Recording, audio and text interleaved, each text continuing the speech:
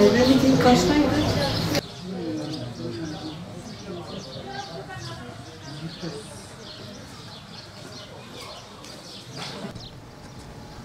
Şimdi burası tarihi Baklıgöl çarşısında bulunmaktayız, platosunda bulunmaktayız. Bizim burada toplamamızın sebebi, basın açıklamamızın sebebi, kimseyi suçlamak değil. Bizim burada toplamamızın sebebi, kiralar %300 artırılmış durumda. Vakıflar Genel Müdürlüğü'ne ait olan dükkanlar, bir de Şurka Vakfı'na ait olan dükkanlar. Sayın Cumhurbaşkanımızın açıklamaları ve kararnamesi var.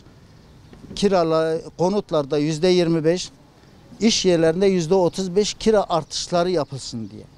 Ancak bunu Vakıflar Bölge Müdürü bunu çiğnerek ve Şurka Vakfı bunu çiğnerek %300 kira artışları oldu.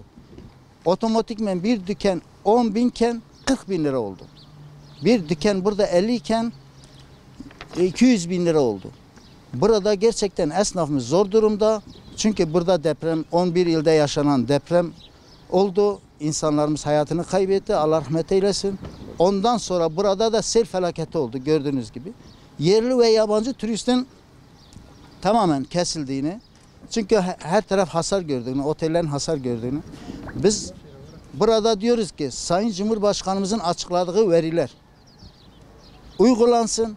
Bu fahiş kiralar geri çekilsin. Resmi olarak ne yapılmışsa o yapılsın. Çünkü Sayın Cumhurbaşkanımız bunu açıkladı. Bunu normal gördüğünüz gibi kiralarla ilgili sorunlar yaşadı, ancak bunu Sayın Cumhurbaşkanımız çıktı açıkladı.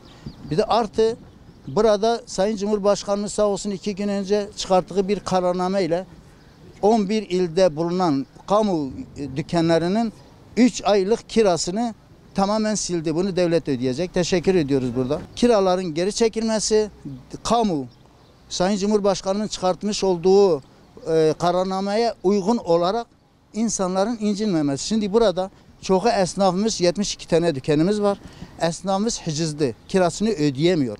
Çünkü yerli ve yabancı turist gelmediği zaman burada da alışveriş olmuyor. Ya bununla ilgilenin bu çarşıyla. Esnaflar iş yapsın. Vergimizi veriyoruz.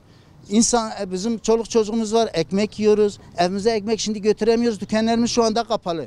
Esnafa diyorum gelin açın diyor, neye geleceğiz? Zaten kiramızı ödeyemiyoruz. Yarın öbür gün gideceğiz. Vakıflar Bölge Müdürlüğü'ne Şurka anahtarları teslim edeceğiz. Neden diyoruz? Kira %300 artı.